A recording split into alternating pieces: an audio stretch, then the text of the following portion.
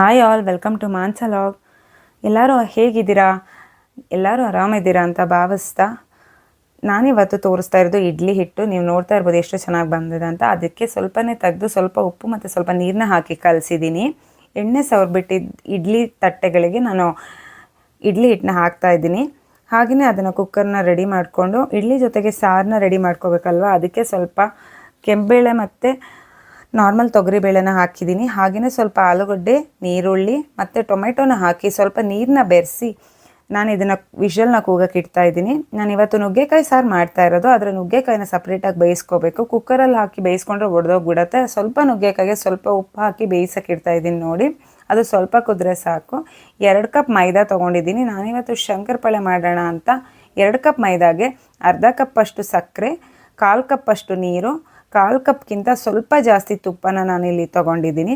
ಇದು ಮೂರನ್ನ ಸೇರಿಸಿ ಸ್ವಲ್ಪ ಬಿಸಿ ಮಾಡಿ ಸ್ವಲ್ಪ ಏಲಕ್ಕಿನ ಹಾಕಿ ಚೆನ್ನಾಗಿ ಕರಗೋ ಅಷ್ಟು ಬಿಸಿ ಮಾಡಿದ್ರೆ ಸಾಕು.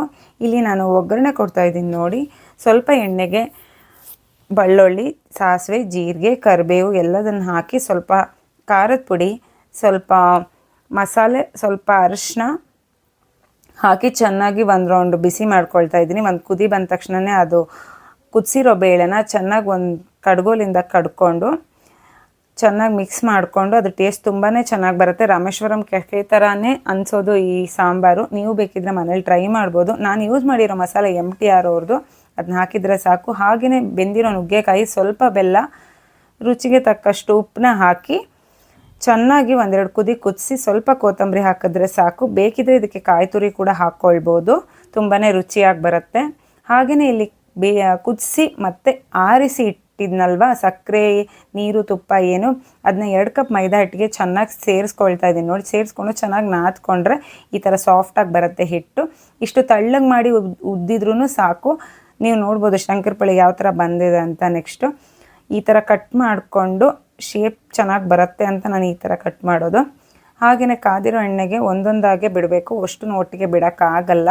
ಗೋಲ್ಡನ್ ಬ್ರೌನಲ್ಲಿ ಕರ್ತ್ಕೊಂಡ್ರೆ ಅದು ಸ್ಟಾರ್ಟಿಂಗಲ್ಲಿ ಸ್ವಲ್ಪ ಸಾಫ್ಟ್ ಇರುತ್ತೆ, ಹೆದರ್ಕೋಬೇಡಿ. ಅದಾದಮೇಲೆ ಅದು ಚೆನ್ನಾಗಿ ಕ್ರಿಸ್ಪಿಯಾಗಿ ಬರುತ್ತೆ. ಇಡ್ಲಿ ನೀವು ನೋಡ್ಬೋದು ಎಷ್ಟು ಚೆನ್ನಾಗಿ ಬಂದಿದೆ ಅಂತ, ಫ್ಲಫಿಯಾಗಿ. ಹಾಗೆಯೇ ಒಂದಿಷ್ಟು ಸೀರೆ ತೆಗೆದಿಟ್ಟಿದ್ನಲ್ಲ, ಅದನ್ನೆಲ್ಲ ನಾನಿಲ್ಲಿ ಡ್ರೈ ಕ್ಲಿನಿಕ್ಕಿಗೆ ಕೊಡೋಕ್ಕೆ ಹೋಗಿದ್ದೆ. ಅದನ್ನೆಲ್ಲ ಡ್ರೈ ಕ್ಲಿನಿಕ್ಕಿಗೆ ಕೊಟ್ಟು ಹಾಗೆಯೇ ಟೈಲರ್ ಹತ್ರ ಒಂದಿಷ್ಟು ಬ್ಲೌಸು ಎಲ್ಲ ಸ್ಟಿಚಿಂಗಿಗೆ ಕೊಟ್ಟಿದ್ವಿ ನಾವು. ಅದನ್ನೆಲ್ಲ ಚೆಕ್ ಮಾಡೋಕ್ಕೆ ಹೋಗಿದ್ದೆ. Thank you for watching. ನಾನು ಬರ್ತೀನಿ ನೆಕ್ಸ್ಟ್ ವೀಡಿಯೋದೊಂದಿಗೆ. Thank you.